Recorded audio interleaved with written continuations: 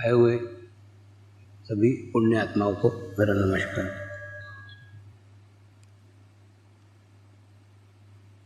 आत्म साक्षात्कार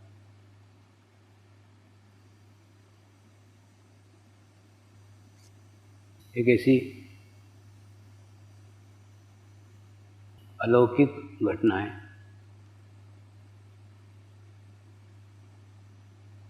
जिस घटना के बाद मनुष्य की दिशा ही बदल जाती है। जो खोज,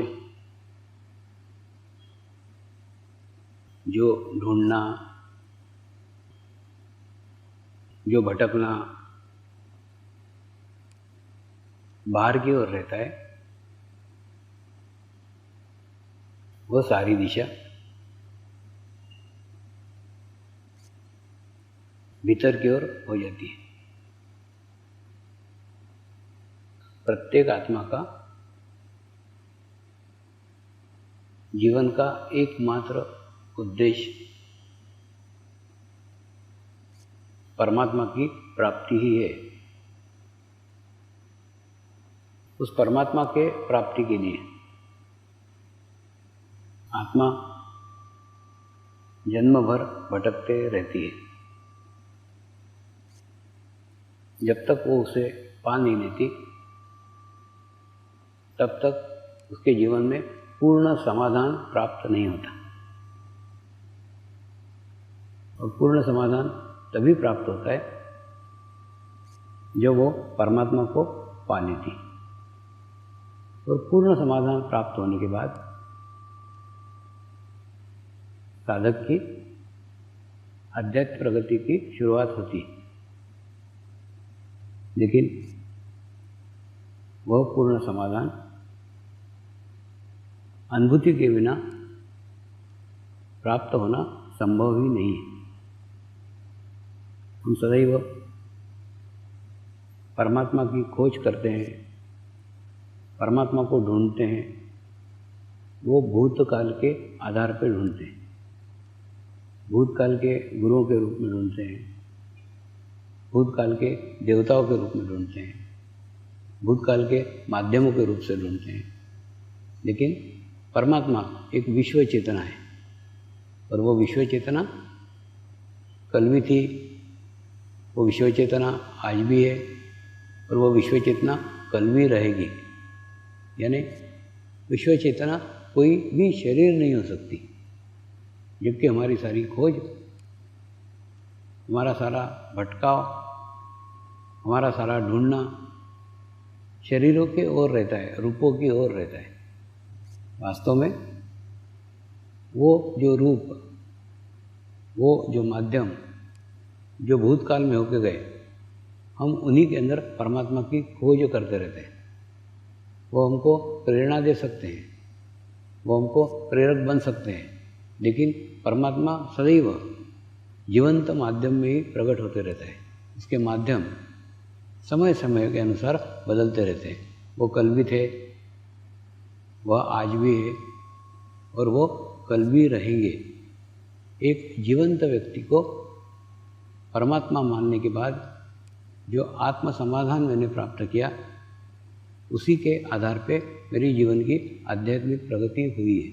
तो आपके सामने एक उदाहरण पेश है कि जीवंत परमात्मा को मानने से आध्यात्मिक प्रगति होती है, आध्यात्मिक प्रोग्रेस होती है। और एक पूर्ण समाधान, मैंने परमात्मा को पा लिया है। मेरी खोज, मेरा ढूंढना, मेरा भटकना पूर्णतः समाप्त हो गया है। अब मुझे कहीं भी खोजने का नहीं है, अब मुझे कहीं भी ढूंढने का नहीं है। मेरी सारी खोज समाप्त हो गई है क्योंकि मेरी अंतर्मुखी यात्रा प्रारंभ हो गई। परमात्मा एक विश्व चेतना शक्ति है। वो कोई भी शरीर नहीं हो सकता, किसी भी शरीर के माध्यम से उसको नहीं पाया जा सकता। यह धारणा होते हुए भी जब मेरे जीवन में शिव बाबा का आगमन हुआ और जब उनके माध्यम से मुझे अनुभूति प्राप्त हुई, तो मैंने उन्हीं को परमात्मा मान लिया। ये जानता था ये परमात्मा नहीं है, ये सामान्य मनुष्य है, सामान्य शरीर है, लेकिन एक सामान्य शरीर से मुझे असामान्य अद्वितीय परमात्मा की अनुभूति हुई है, तो मेरे लिए वही परमात्मा हो गए, वही परमेश्वर हो गए। और सारी एक रूपता, सारी एकाग्रता उन्हीं के चरणों पे रखकर जीवन में सारी प्रगति की है, सारी प्रोग्रेस की है। अब रही बात आत्म साक्षात्कार की, तो आत्म साक्षात्कार देने के लिए दो बातें आवश्यक है। हमारे कर्म भी दो प्रकार के हैं। एक कर्म वह कर्म है जो हमने पूर्व जन्म में किए थे, वो कर्म हमको इस जन्म में भोगना ही पड़ेंगे। और दूसरा वो कर्म है जो कर्म जाने अनजाने में इस जन्म में हमारे हाथ से हुए हैं। तो गुरु आत्म साक्षात्कार देने के पूर्व आपके इस जन्म के सारे कर्मों को नष्ट करता है, सारे बुरे कर्मों को नष्ट करता है, नष्ट करता है, आपको खाली करता है, आपको रिक्त करता है।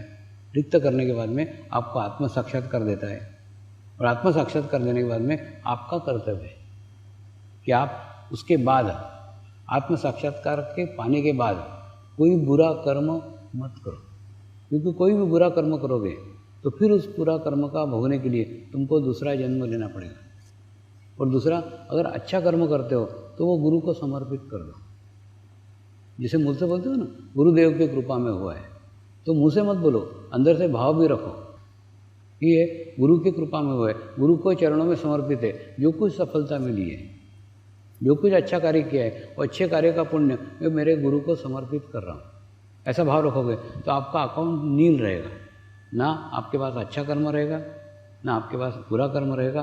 तो फिर कोई कर्म भोगने के लिए आपको दूसरा जन्म लेने की आवश्यकता ही नहीं है। फिर प्रश्न आता है, जो पूर्व जन्म में कर्म किए वो कौन भोगेगा? तो आपको भोगना ही पड़ेगा।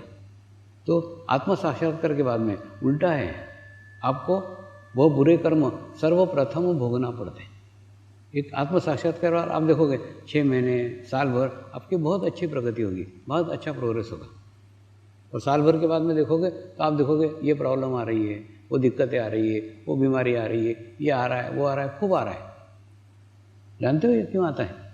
इसलिए आता है कि तुम उस मार्ग पे चल रहे हो, तुम उस रास्ते के ऊपर चल रहे हो जो रास्ता जाके मोक्ष पे समाप्त होता है। जब मोक्ष पे समाप्त हो रहा है तो बुरे कर्म भोगोगे कब? तुम्हारा दूसरा जन्म ही नहीं है, दूसरा बर्थ ही नहीं है। तो वो पूर्व जन्म के कर्म कहाँ भोगे? तुमको इसी जन्म में भोगना पड़ेंगे, तो भोगना पड़ेंगे। और दूसरा, भोगते समय अगर आप गुरु को समर्पित रहे, गुरु को अपना अस्तित्व विलीन करके रहे, तो क्या होगा? कर्म भोगोगे, लेकिन कर्म की चुभन, कर्म की तकलीफ आपको नहीं होगी। आपको पता भी नहीं चलेगा कि आपके जीवन के वो बुरे कर्म आपने कब भोग लिए। तो आपका हो सकता है जवानी तकलीफ में जाए, हो सकता है जवानी परेशानी में जाए, हो सकता है जवानी कठिन रास्तों से चले, लेकिन आपका बुढ़ापा बहुत सुंदर होने वाला है, बहुत अच्छा होने वाला है। अब आप पूछो ना कि परमात्मा आपके सामने बैठा हुआ है और आपको पूछेगा आपके बुरे कर्म आपको कब भोगने के, अभी जवानी में भोगने के, कब बुढ़ापे में भोगने के, तो आप क्या चुनोगे? जवानी में भोगने के। क्यों? इस समय आप सक्षम हो, आपके साथ ताकत है, आप भोग सकते हो। लेकिन बुढ़ापे में आप कमज़ोर हो गए, शरीर वीक हो जाएगा, उस समय भोगने के लिए आपकी स्थिति नहीं होगी। तो जो आप चाहते हो ना वही परमात्मा देता है। शुरू में तकलीफें देगा, परेशानी देगा, सब कुछ देगा। इस परेशानियों को सीढ़ी बनाओ, इन तकलीफ़ों को सीढ़ी बनाओ, और सीढ़ी बना करके जितना अच्छा संबंध परमात्मा के साथ स्थापित करते आए उतना करो। तो करने के बाद में आपका अस्तित्व ही नहीं रहेगा, आपका अस्तित्व नगण्य रहेगा। जैसे मैं बोलता हूँ नहीं, एक गिलास का पानी है, उस गिलास के पानी में एक चम्मच काली शाही डाल दो तो काली शाही कहाँ चली गई पता ही नहीं चलेगा। लेकिन वही एक काली शाही गंगा नदी में डाल दो तो कहाँ चली गई पता नहीं चलेगा। लेकिन वही काली शाही अगर एक गिलास में डालते हो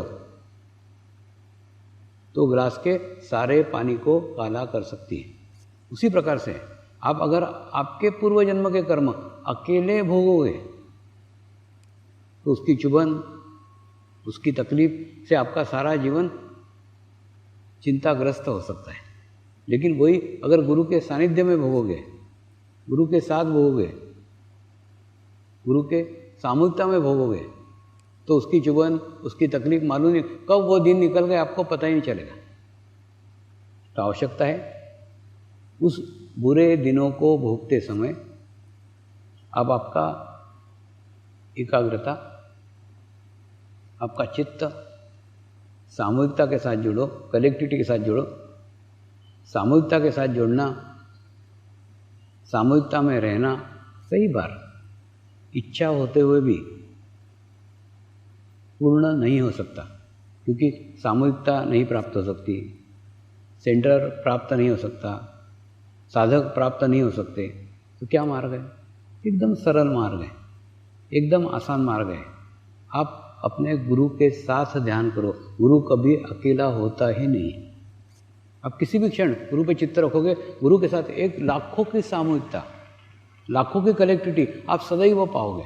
तो उस सामूहिकता के साथ ध्यान करो, उस सामूहिकता के साथ मेडिटेशन करो। और मेडिटेशन करोगे तो धीरे धीरे धीरे धीरे आपको पता ही नहीं चलेगा आपके कर्म कब समाप्त हो गए। ये सब मैं मेरे अनुभव के आधार पर कह रहा हूँ, मैंने कोई पुस्तकें पढ़ी नहीं है। 45 साल भी मैंने मेरे जीवन के कर्म भोगे, जो पूर्व जन्म के कर्म थे वो मुझे भी भोगना पड़े। 45 साल तक ये सब चलता रहा और 45 साल के बाद में सारा उत्थान हुआ है। लेकिन 45 साल कहाँ रहा? झाड़ के नीचे रहा, उसको महत्व नहीं है। पहाड़ पे रहा, उसको महत्व नहीं है। नदी किनारे सोया, उसको महत्व नहीं। महत्व है मैं मेरे गुरु के साथ में रहा। तो कहने मतलब कहीं भी रहो, कैसी भी अवस्था में रहो, जैसे मैं बोलता हूँ ना, आप बुरी से बुरी जगह स्थान पे जाओ, बता करके जाओ कि मैं वहाँ जा रहा हूँ, तो आप नरकों को भी स्वर्ग बना दोगे। आवश्यकता है आपको गुरु के सानिध्य में रहने की, गुरु के साथ रहने की, गुरु के पास रहने की। जीवन काल में कई बार हमें किंतु परंतु का सामना करना पड़ता है। ये गुरु करें कि ये गुरु करें, वो गुरु अच्छा है, वो गुरु अच्छा है, सोचते रहते हैं। लेकिन ये याद रखो, जहाँ जाने के बाद में आपकी खोज समाप्त हो जाए, जहाँ जाने के बाद में आपका ढूंढना समाप्त हो जाए, वो आपका अंतिम पड़ाव है। ये मैं मेरे अनुभव के आधार बता रहा हूँ। शिव बाबा को मिलने के बाद में मेरी सारी खोज समाप्त हो गई, सारे स्थानों पर भटकना बंद कर दिया, सारे समाधि स्थल पे जाना बंद कर, सब कहीं पे भी जाने की आवश्यकता ही नहीं रही, किसी को मिलने की आवश्यकता नहीं, कुछ नहीं रहा। सारी यात्रा भीतर की प्रारंभ हो गई। और एक मैंने शिव बाबा के रूप में परमात्मा को पा लिया। परमात्मा मुझे मेरे जीवन काल में मिल गया, परमात्मा की खोज मेरी समाप्त हो गई। यह पूर्ण समाधान मेरे आत्मा को हो गया। और जैसे ही ये समाधान मुझे हुआ, आध्यात्मिक प्रगति की शुरुआत हो गई, आध्यात्मिक प्रगति की प्रारंभ हुआ। तो आवश्यकता है कर्मों को दो भागों में विभाजित करने की। एक कर्म वो है जो कर्म नष्ट होने के बाद में ही आपको आत्म साक्षात्कार मिला है। अब वो कर्म बाकी है जो आपके पूर्व जन्म के, वो आपको भोगने के ही है। भोगते समय अब आपकी सामूहिकता, आपका चित्त गुरु चरण पे रखो। तो गुरु चरण पे रखने के बाद में गुरु की स्थिति आप में धीरे धीरे धीरे धीरे धीरे धीरे ट्रांसफर होगी।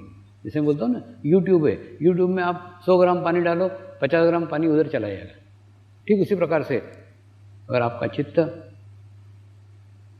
गुरु के चरणों पे है, तो जो गुरु की स्थिति है वो धीरे धीरे आपको प्राप्त हो जाएगी। और गुरु तो देने को लालायित है, गुरु तो देने को तैयार बैठा हुआ है। वो चाहता है मेरी स्थिति प्रत्येक मेरे साधक को मिले, मेरी स्थिति प्रत्येक मेरी साधिका को मिले। वो खुद चाहता है, देने को रास्ता खुला हुआ है, देने का मार्ग खुला हुआ है, बस आपको ही आपके दरवाजे खिड़कियां खोलने की। सूरज आपके दरवाजे पे खड़ा हुआ है, वो दरवाज़ा बजा रहा है, दरवाज़ा आपने ही बंद करके रखा है, इसीलिए आपके कमरे में अंधेरा है। लेकिन सूरज की एक मजबूरी है, सूरज आपके दरवाजे को तोड़ करके आपके घर में प्रवेश नहीं कर सकता, क्योंकि आपने आपके घर का दरवाज़ा अंदर से ही बंद करके रखा हुआ है। आपके बंद किया हुआ अंदर का दरवाज़ा आपको ही अंदर से खोलना होगा। आपने बंद की हुई खिड़कियाँ जो आपने भीतर से बंद करके रखी हुई है, वही खिड़कियाँ आपको भीतर से ही खोलना होगी। ये जो कुछ होगा वो भीतर से होगा, आपके अंदर से होगा, और आपको ही करना होगा। आपके सिवा दुनिया में उसे कोई नहीं खोल सकता, कोई दरवाज़ा नहीं खोल सकता, कोई खिड़की नहीं खोल सकता, कुछ नहीं कर सकता। आवश्यकता है आपके दरवाजे, आपकी खिड़कियाँ आप खोलो, तो आप पाओगे परमात्मा आपके दरवाजे पे ही खड़ा है।